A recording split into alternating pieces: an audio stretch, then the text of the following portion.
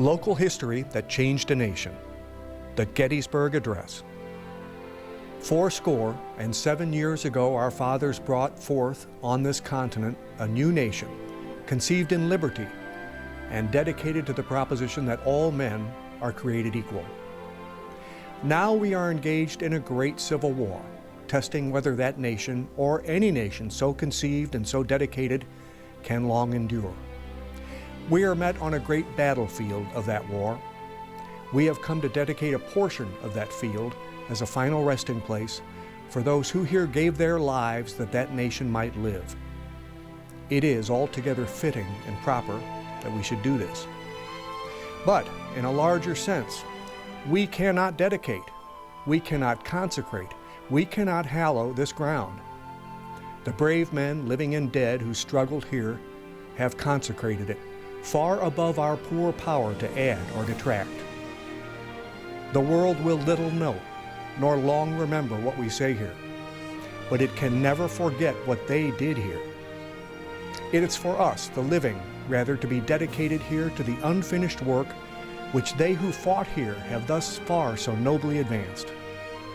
It is rather for us to be here dedicated to the great task remaining before us, that from these honored dead we take increased devotion to that cause for which they gave the last full measure of devotion, that we here highly resolve that these dead shall not have died in vain, that this nation under God shall have a new birth of freedom, and that government of the people, by the people, for the people, shall not perish from the earth.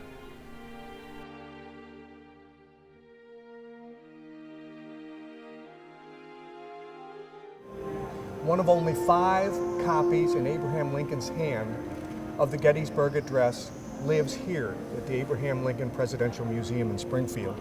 And we're kind of fortunate that Ken Burns decided not to come here because the real experts on the Gettysburg Address and Abraham Lincoln's life reside here, and Dr. James Cornelius is one of them. Mm-hmm. You're the curator of the Lincoln collection.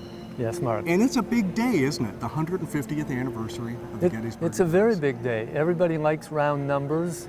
President Lincoln liked round numbers, and this is a major event because it gives us a chance to remember our nation's history and our founding ideals all at once. What is it about the Gettysburg Address that resonates with people and stays with them through their life? Well, I think it works at different levels for different people. It's very short, and almost anybody can memorize it, and lots of people have. It also has allusions to biblical language. It has allusions to our Declaration of Independence. It has the necessary part of it that's about consecrating the dead, the brave soldiers, and it speaks to our future, that we need a new birth of freedom to complete this nation, this union. You know, it's interesting. I said that there are 5 copies in his hand, and one of them is here. And you told me, I didn't know this, they're all different. Yeah, all 5 are different, a little bit. There are 2 more or less incomplete. They kind of look like rough drafts. One was a sort of a rough draft that were left behind with his secretaries in Washington. And then there's one that he read from at Gettysburg, which no longer exists. But then the one here, he wrote out at the request of Edward Everett after the event, Edward Everett being the main speaker that day for 2 hours. And Everett's copy and Lincoln's handwritten copy were sold for charity for wounded soldiers in New York City the next spring. And it's the first one. We're very proud of this year because we have Everett's notebook. We've got the whole day's events here in Springfield. But it's the first one in which the words "under God" appear. Those are not in the first 2 drafts that he left behind, that this nation, under God, shall have a new birth of freedom. Let's visit with the family here for a second, okay? Because during this time, and much of this program is going to be what was going on with Lincoln at the time preceding the Gettysburg Address. Yeah. Some personal things, real personal issues were going on in Abraham Lincoln's life. For instance, the health of his son. Yes. Well, Tad had smallpox at the time. A few days before the president was scheduled to go up to Gettysburg, Pennsylvania, Tad was in bed, and the president himself wasn't feeling very well either. But we don't think that Mr. Lincoln would have skipped the trip if he'd felt kind of sickly himself. But he was worried about Tad, and so was Mary. But their family doctor told them, Tad's getting better, he'll be all right. And this was a big relief. And while the president was in Gettysburg, he got a telegram from Mary back in Washington saying, Tad's better today, too. So this put the president's mind at ease a little bit more before he gave the speech. Some people think, well, they know Tad had smallpox. Some people think Abraham had smallpox. Yeah, he seems to have had a kind of a weak variety of it, a mild case of it called varioloid, not the full-blown problem. And he may have given it to Tad. Tad may have given it to him. Abraham may have given it to the black man William Johnson, his servant. Who's William Johnson? William Johnson was a black man who came with the Lincolns from Springfield to Washington, D.C. on the train in 1861 and was the president's manservant and his contact with the African-American community in Washington, the way Mary Lincoln had Elizabeth Keckley, much better known figure, as her contact with African Americans. And so Lincoln took William along as his sort of friend, bodyguard, inspiration. He probably finished writing up the last final touches on the Gettysburg Address in the presence of William Johnson on the night of the 18th in Gettysburg. Now, William Johnson met his untimely demise because of smallpox, is that right? That's right, yes. And he may have contracted it from Abraham Lincoln. Well, somebody gave it to somebody, all in that circle. They're all traveling together and living together. Lots of people had it at the time. General McClellan had a bad case of it 2 years earlier. And so the Lincolns were very worried.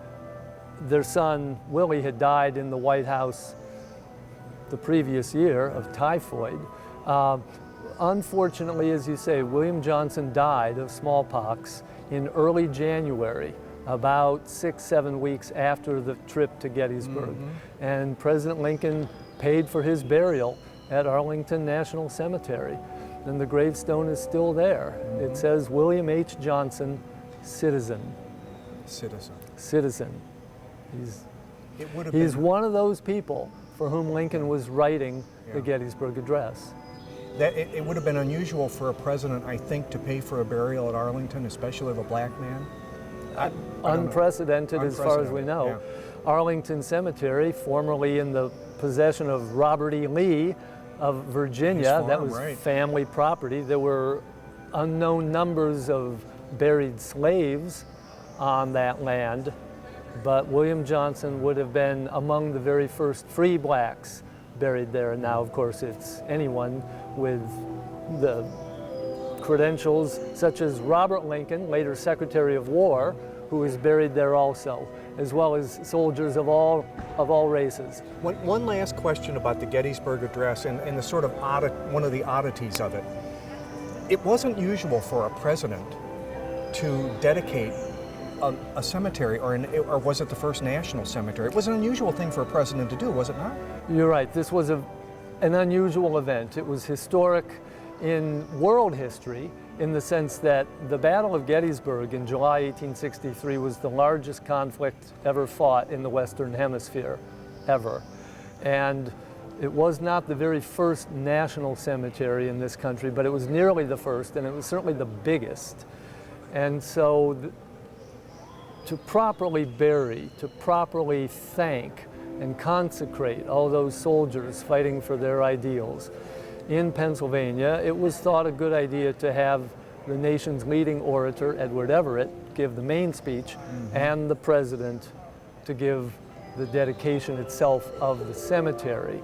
And that is unusual. So that Mr. Lincoln is sort of acting as the chaplain in a way. He's the chaplain of the armed forces. He's the chaplain of the whole people in the horrific struggle, killing hundreds of thousands of men that was continuing. Dr. Cornelius, thank you so much. Thank you, Mark. The booklet, On Lincoln's Mind, is available here at the library and museum throughout the week of the anniversary of the Gettysburg Address. And the Gettysburg Address itself, one of only 5 written in Lincoln's hand, is on display here through the weekend after Thanksgiving. Now, this has been a special presentation of the Gettysburg Address, Reflections from Lincoln's Hometown. Thanks for watching.